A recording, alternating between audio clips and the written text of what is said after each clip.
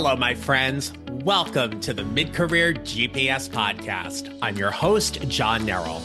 This is the show for mid-career professionals who feel stuck, undervalued, or unsure what's next, and know that doing more isn't the answer. Here, we focus on how you show up, how you make clear decisions, build influence, and take control of your career. Let's get started. Hey there, how are you today? Are you dealing with some spring allergies? Mine have started to kick in, so I'm going to do my best to get through this episode with you. But here's where I want to start today. If you feel like you're doing everything right, but nothing is moving forward, I want to challenge you on something. You are not stuck because you're not working hard enough. You're stuck because the way you've been taught to succeed is no longer the way this job market rewards. And if you don't adjust this now, here's the harsh truth. You're going to stay exactly where you are for the next 1 to 3 years. In this episode, I'm going to walk you through what you need to stop doing and what you need to start doing if you actually want to move forward in this job market. Now, I have said for months, this job market is tricky, but it is not impossible. And so as you're navigating, as you're building your mid-career GPS and figuring out what exactly is going to be next, we have to take a look at assessing exactly what's going on right now for you. See, at mid-career, most professionals double down on what got them here.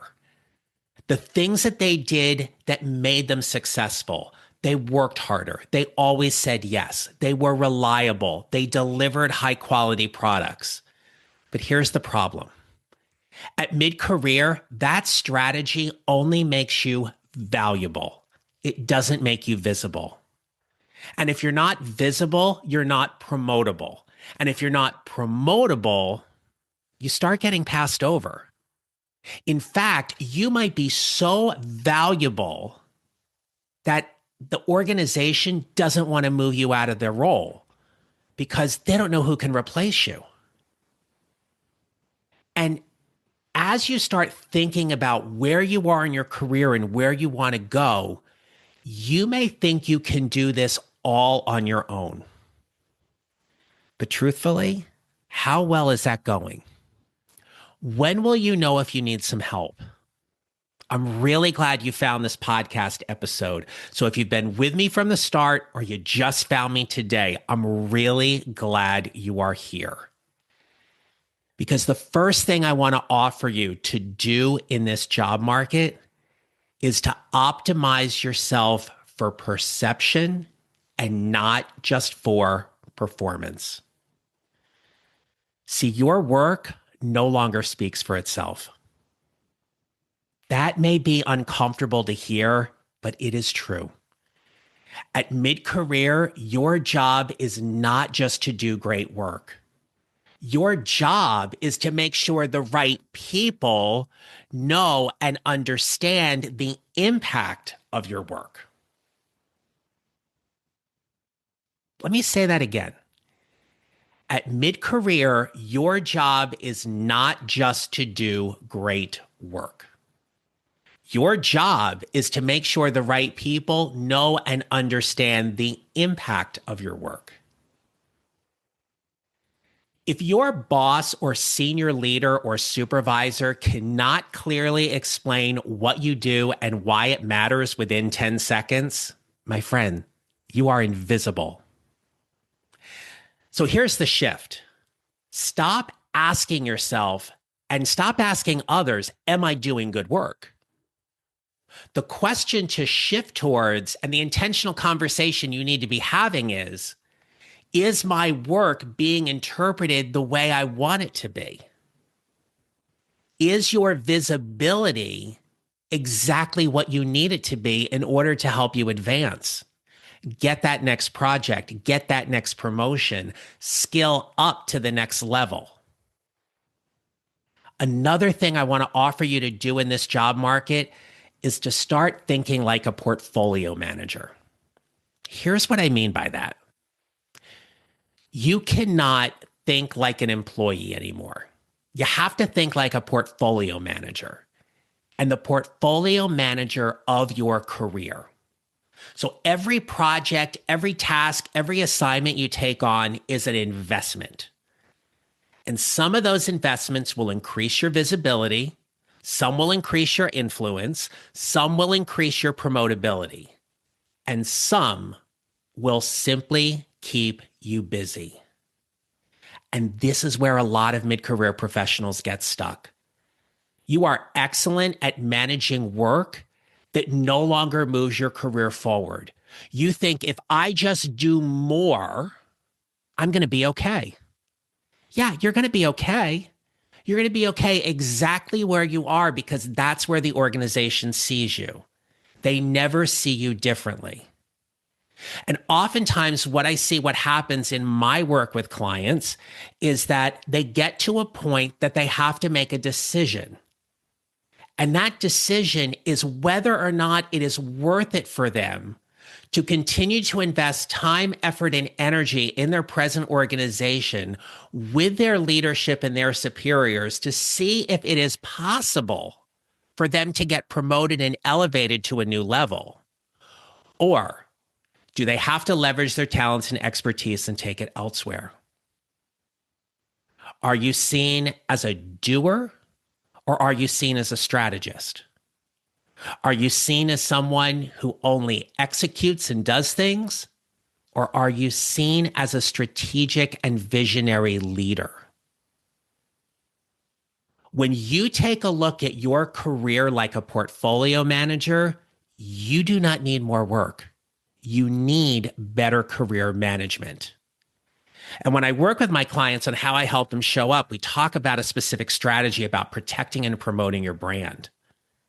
So where does that visibility fall for you? The third thing I want to offer you in terms of doing in this job market is to start creating external signals. If all of your credibility lives inside of your current company or organization, you have no leverage. None. All of your work, it's like putting all of your eggs in one basket. All of your work goes inside your company, and nobody knows anything about you outside of it. And the scary part is when you put all your eggs into that one basket, you are dependent on that organization to validate your value. I got passed over again. Oh, they really like me. They put me on this project, or they're sending me on this work trip. They never let me lead. When you are dependent on an organization to be the one to validate your value, it is risky. It is dangerous. Because as you think about moving your career forward, why would you be so dependent on one organization to validate your professional worth? So the reframe here is that you need a signal outside of your organization. You could be a voice on LinkedIn. That doesn't mean posting content. It means just thoughtfully engaging with other people's content. You could be speaking. You could be speaking at conferences. You could be delivering workshops. You could be involved in a professional association. You could be engaged in strategic conversations with people in your industry that are outside of your organization. Where are you positioning yourself as a thought leader at mid-career that is going to help increase your visibility and start gaining you some much needed and, more importantly, much desired attention? When you build your brand outside of your organization, you create internal visibility. So I know this only too well because in the early stages of my mid-career, I was working as a middle school mathematics coordinator in the district where I taught. But I also had a tutoring and consulting practice outside of my school job. And one of the great things about that was I was serving as an educational consultant for Casio America. I was one of their first teachers to be a part of what was called the Casio Teacher Advisory Council. And our job was to work directly with the software developers and engineers to help provide input on new calculator technology that would be used in the classroom. And one of the great things about that job was it exposed me to people whom I never would have had an opportunity to meet. People at the secondary and university level, people who were well established in the field and people who were the new up and comers, if you will. There were a couple of times I was able to deliver a keynote at a national conference where I stood up in front of 1,600 people and delivered a keynote about where we were at in terms of emerging calculator technology and why it needed to be at the forefront of classroom conversations. The people I met through those experiences are still part of my network today. But because I had stepped outside of a comfort zone, I stretched to provide an experience that was different than what I had been doing. It increased my visibility. And when it came time for me to leave that job and go somewhere else, I was able to leverage that experience and opportunity because of all the things I was doing and had done beyond my current role to increase my visibility. It upped my worth. It upped my value in terms of my place in the job market at the time. So I invite you to consider, where can you increase your external visibility? But before you do that, especially if you're thinking about taking on another role or like a part-time job or something like that, if that were to be the case, if you were doing consulting work or something like that, just please make sure that it doesn't violate anything with your employment agreement. Okay. Sometimes companies have an outside working agreement, or you have an NDA that you have to be mindful of and stuff. So just be careful of that, especially in this job market right now. But I definitely encourage you to think of ways to increase your visibility. Now, there are a few things I want to encourage you to not do, or I recommend not doing. The first one is having your narrative lead with your experience. And in this job market, I just want to say something that may surprise you right now. No one is impressed that you have 15 or 20 years of experience. That's hard to say, but that is the truth. That is expected at mid-career. You are supposed to be experienced. You are supposed to have results. It is not a differentiator. When you're thinking about how you want to stand out in the job market, what matters is this: how well are you communicating what problems you can solve today and at what level? Companies want to know what you're going to do for them. And that includes your current employer. If you're thinking about moving to the next level in your company, or you're looking to get a new project assigned to you, they want to know what problems you can solve for them today and at the level you're going to do it at. And I want to offer you, you should be thinking about the competencies and the skills at the level above where you currently are and start modeling and demonstrating them. Experience is your background. The value you bring is your currency. It's your cash. It's your value. It's where you get to negotiate from a much different position. So think about your narrative and how you're crafting that. The second thing, and I am so guilty of this at times in my career, and I know when I get stuck in a thought cycle, I have to pull myself out of it. The second thing to not do is wait for clarity. Clarity is important. You need to know where you're headed. But I hear from a lot of mid-career professionals who will say, I just need to think about it before I make a move. I need to have more clarity about what I want to do. And I understand that completely. But here's the truth, and here's the problem in that. Clarity does not come from thinking. Clarity comes from movement. If you want clarity, it is the result of an action you took. Who did you talk to? Where did you research? What did you try? That's where the clarity comes from, because it's a direct result of a particular action you took. Sitting around and staying up at night and journaling and thinking about things about what you want to do is not going to help you move forward. Yes, you got to think about it, but you need to take an action. You need to have some kind of movement. If you wait until you feel 100% certain you will stay exactly where you are, very few things in life are 100% guaranteed. When we think about promoting ourselves, advocating for our career, leveling up our leadership, it is all about taking a risk, and admittedly taking a calculated risk. You do not need certainty to do that. You need direction. You need direction on where you're going and where you're headed and why that move is important to you. So as we start wrapping up here, if you take nothing else from this episode, take this. At mid-career, success is no longer defined about doing more.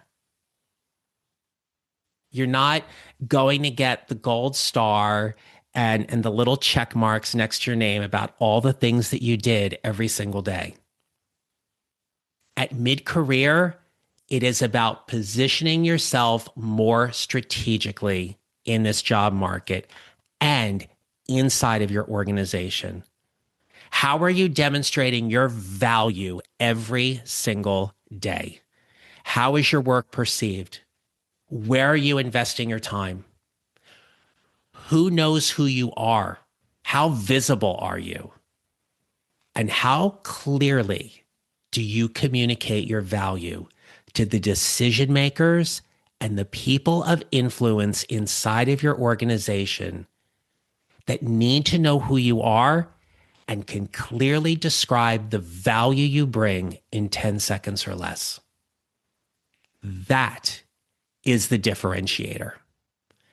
Now, if you're listening to this and you're realizing you've been doing everything right, but you're still not moving forward, that is not a motivational problem. That is a strategy problem. And that's exactly why I created the Show Up Leadership Lab. The Show Up Leadership Lab is the room where mid-career professionals stop guessing and start building a clear strategic path forward.